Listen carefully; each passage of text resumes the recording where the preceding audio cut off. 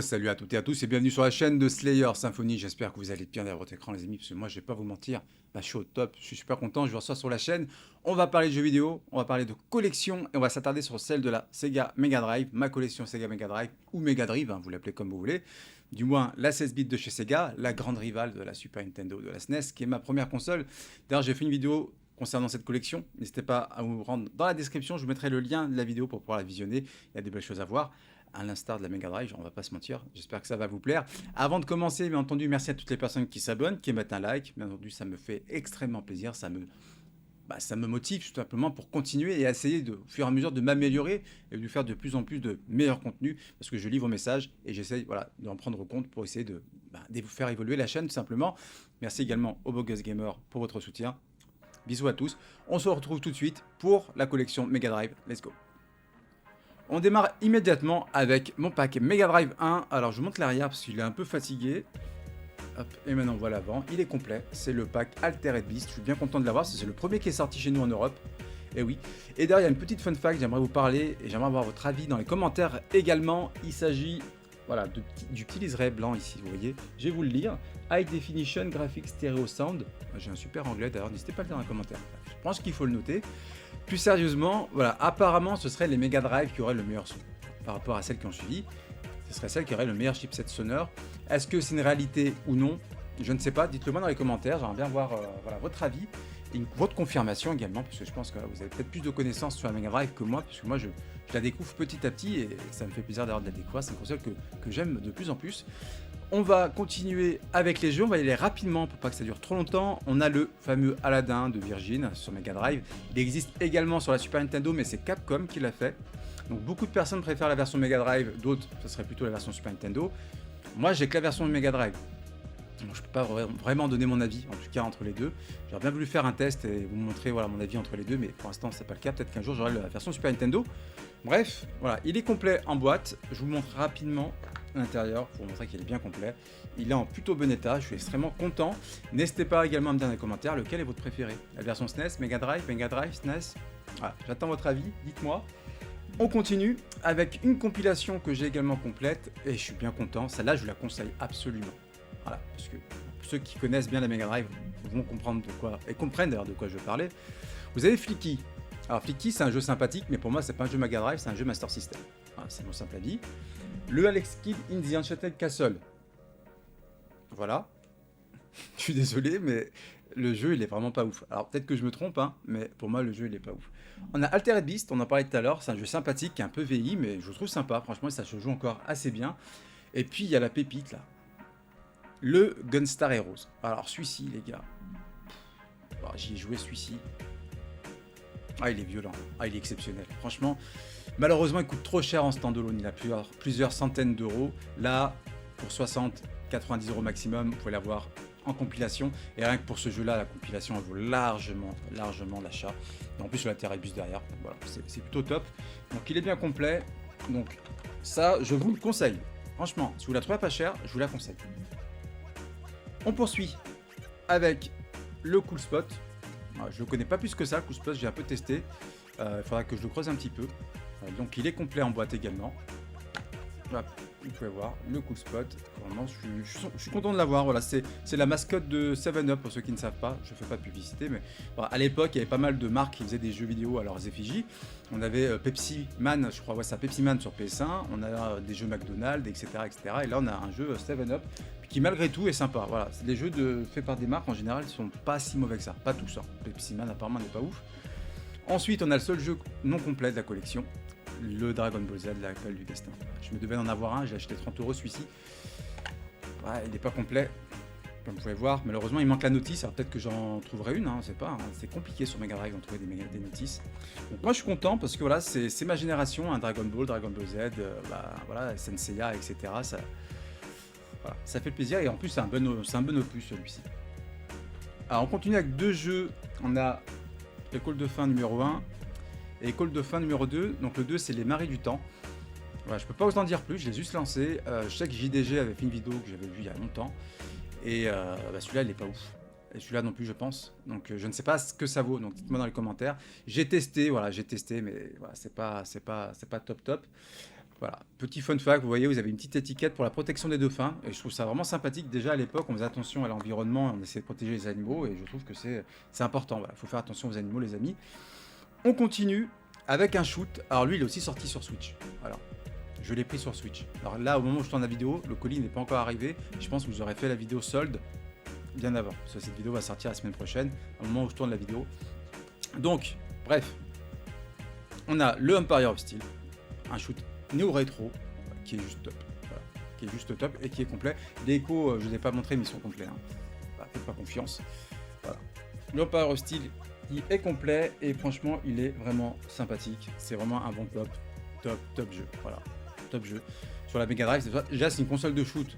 La Super Nintendo aussi, mais c'est une console de shoot et franchement celui-ci, on en reparlera, je pense. On en reparlera du Empire of Steel. On a un versus fighting, le Fatal Fury, voilà, qui est en bon état également. D'ailleurs, je vous parlerai de, parce que là, la vidéo va durer longtemps si je vous en parle, mais de comment j'ai eu mon lot Mega Drive. Alors, il y a beaucoup de jeux que je vous ai présentés qui font partie du lot, d'autres non. Celui-là en fait partie du lot, et franchement, c'était vraiment une belle affaire. Franchement, c'était vraiment une belle affaire, ça fait maintenant 3 ans bientôt. Et voilà, je vous en parlerai peut-être, on verra, vous me direz dans les commentaires. Voilà, le Fatal Fury, il est complet, en bon état. Le petit bémol que je donnerai à ce jeu, parce qu'il n'est pas mauvais, hein, c'est vraiment un bon jeu. Par contre, les bruitages sur Mega Drive en versus fighting, c'est pas simple. Hein. Ouais.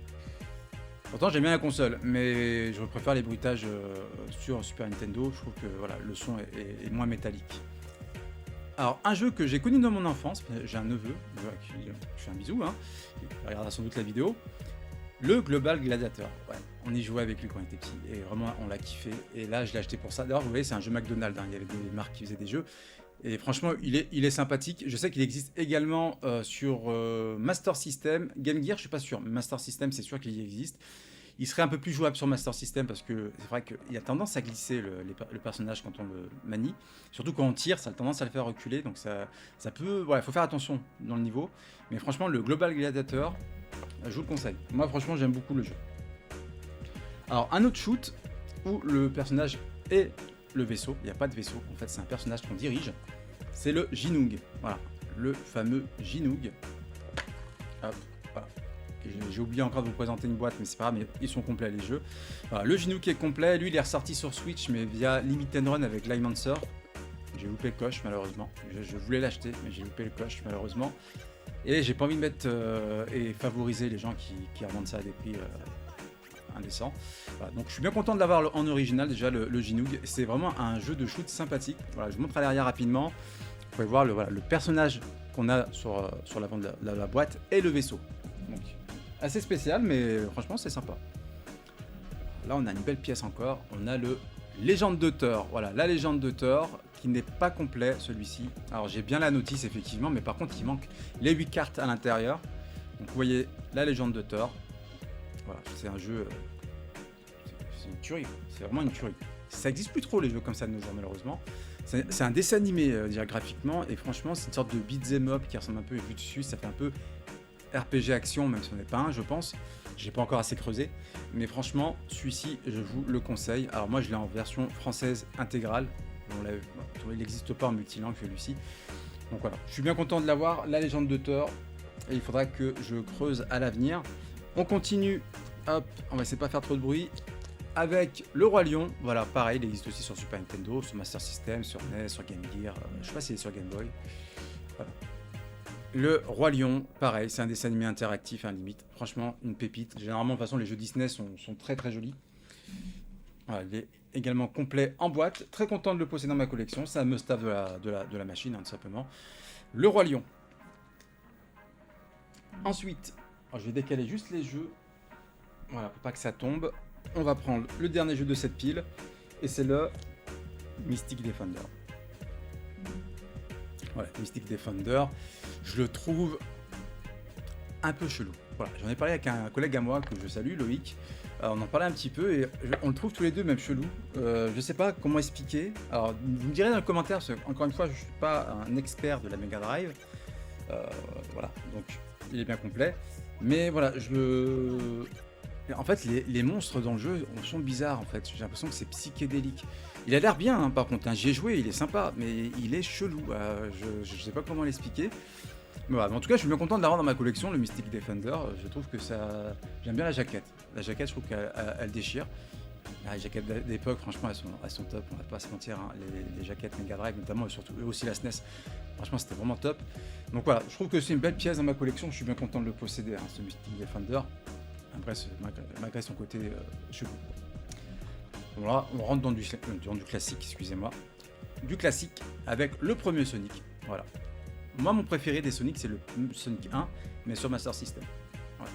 Je l'avais quand j'étais petit sur ma Master System, il était intégré à la console. Voilà, il est complet avec un petit poster. Voilà, c'est un très bon jeu. Voilà, c'est du... voilà, ça c'est pas cher en plus, hein, pour ceux qui veulent commencer une collection Mega Drive. On pourra faire une vidéo là-dessus si vous voulez. Voilà, le Sonic, 10 € vous l'avez. Parfois peut-être même moins, si vous négociez bien. Ensuite, idem pour celui-ci. Le Sonic 2, là sur la Mega Drive, c'est sans doute celui que je préfère. Parce qu'on peut jouer avec Tails, on peut jouer à 2. Et si on met la cartouche de Sonic avec Knuckles, on peut jouer avec Knuckles aussi dans le 2. Et je trouve ça sympathique. Voilà. Et en plus, il y a le spin dash qui apparaît pour la première fois dans le Sonic 2. Il est complet également. Hop. Alors, on va essayer de ne pas déchirer la notice, voilà, qui est assez récalcitrante. Voilà, on va y arriver. Ensuite, le Sonic 3 qui est tronqué. Voilà, parce que effectivement, voilà, vous connaissez, mais je pense, voilà, je vais quand même vous le dire. Voilà, vous allez voir, il est complet et en très très bon état. Vraiment, lui, il est extrêmement propre. Ce qui s'est passé, voilà, c'est que Sega faisait le jeu, du coup Sonic 3, et il y avait un partenariat avec McDonald's qui devait sortir la figurine de Sonic dans les Happy Meal, et ils ont demandé à Sega de se dépêcher de sortir le jeu parce que la date à laquelle se devait sortir le Happy Meal approchait. Du coup, le couper en deux, et ils ont créé Sonic et Knuckles derrière pour pouvoir avoir le Sonic 3 en complet. Sonic et Knuckles que je n'ai pas dans la collection et que je recherche pour pouvoir effectivement pouvoir jouer à tous les Sonic avec cette cartouche là, voilà, qui permet d'avoir soit un jeu différent, soit des mondes illimités, des mondes bonus limités, notamment dans le Sonic 1. Voilà. Ensuite, Splatterhouse 2. Alors ça, c'est une très belle pièce de collection. Je suis extrêmement content de l'avoir, celui-ci. Surtout qu'il a une cote, je suis juste choqué. Je pensais pas qu'il allait coûter aussi cher. Ce Splatterhouse 2, on est à plus de 100 €, largement même plus de 100 €. C'est un jeu que j'aime bien, mais voilà, sans plus. Je trouve qu'il a un peu vieilli en termes de gameplay, c'est très lourd. Le personnage est vraiment très lourd à diriger, je trouve. Alors lui, il était dans le lot que j'ai trouvé à pas cher, donc ouais, la personne l'avait acheté d'époque. Donc voilà, il est sympathique, voilà, mais j'ai un peu de mal. Il faudrait peut-être que j'essaye de le creuser un petit peu à l'avenir. Après, on a du classique, on a le Street of Rage 1, pareil. Une tuerie, je kiffe les beat'em up, même si je suis pas très bon, j'aime beaucoup les beat'em up. On a le Street of Rage 1, alors il y a des petits codes de triche derrière, je sais pas si ça correspond à ce jeu là. Alors en tout cas le Street of Rage 1, voilà, très top, les musiques, voilà, l'ambiance, années 80, 90, voilà, ça nous replonge dans le passé quoi, c'est vraiment une Madeleine de Proust, le Street of Rage 1. Mais pas autant que le Street of Rage 2. Parce que moi, c'est mon préféré, le Street of Rage 2. J'ai pas le 3, hein, vu le prix, je pourrais peut-être pas me le payer. Donc là, on a le Street of Rage 2, qui est mon préféré, de plus gros sprites, de meilleure musique, plus de moves. Voilà, une move list un peu plus importante chez les personnages. Il y a un personnage en plus, je crois. On peut jouer, il y a 4 personnages en celui-ci. Vous me direz si je me trompe, mais je crois que c'est ça. Voilà, le Street of Rage 2, voilà, pareil, on y reviendra sans doute dans une vidéo de Street of Rage, parce que franchement c'est une licence exceptionnelle. Le 4, voilà, il est ressorti, je trouve que le 4 respecte un peu la licence, parce qu'il reprend un peu voilà, l'aspect années 80-90 qu'il y avait les jeux sur Mega Drive. Et franchement, je suis vraiment super content de posséder ces deux opus. J'aimerais bien voir le 3, mais voilà, financièrement ça va être assez compliqué. On poursuit avec le Street Racer, voilà, le Street Racer. Très content de l'avoir. Alors, il est aussi sur Super Nintendo, celui-ci. Il est sur PS1, sur Saturn, Game Gear, je suis pas sûr, et je crois qu'il est sur Game Boy. Mais sur Game Boy, apparemment, il est pas top. Donc voilà, il est complet et en très bon état. Voilà, c'est une sorte de Mario Kart-like, en fait, tout simplement. C'est vraiment super sympathique. Autant y jouer à plusieurs, hein. On peut jouer jusqu'à 4 joueurs, j'ai l'impression. Ouais, c'est ça, on peut jouer jusqu'à 4 joueurs. C'est vraiment un jeu top. Franchement, je vous le conseille absolument, le Street Racer, que ce soit sur Mega Drive ou sur Super Nintendo. Ensuite, oui, bon là c'est Shinobi, voilà, forcément. The Revenge of Shinobi. Alors j'ai un peu de mal avec lui, je le trouve assez difficile. Il faut que je creuse et il faut que je me concentre sur ce jeu. Voilà, The Revenge of Shinobi, voilà, j'aime bien les Ninja Games, et celui-ci, je pense que cette licence est une des meilleures licences de Ninja Game qui existe avec les Ninja Gaiden. Après, ça, c'est mon avis perso, hein. C'est mon avis perso. Il est complet également et en très bon état. Donc franchement, je suis extrêmement satisfait de l'avoir. Un must-have, voilà, tout simplement, un must-have. T'as une Mega Drive chez toi, il te le faut. En plus, il est à peu près accessible, celui-ci, ça va. Contrairement à celui que je vais vous présenter maintenant, mais celui-ci, voilà, si vous pouvez vous l'avoir, prenez-le. Pour moi, c'est le meilleur jeu de la Mega Drive, du moins dans ma collection, le Shinobi 3, qui tourne derrière. Voilà, je vais vous montrer, il tourne derrière avec ma Mega Drive. J'y joue en ce moment. Et qu'est-ce que j'aime ce jeu. Franchement, là, Sega, bravo. Bravo. Franchement, Sega, là, vous avez sorti du lourd. Franchement, le Shinobi 3, c'est juste une pépite et je vous le recommande absolument. Alors, le mien est complet. Hop, la cartouche, comme je disais, est dans la Mega Drive, il est en train de tourner pour la vidéo et surtout parce que j'y joue. Celui-là, ouais, si vous arrivez à l'avoir pas cher, prenez-le. Il a une petite cote, on se rapproche des 200 balles celui-ci.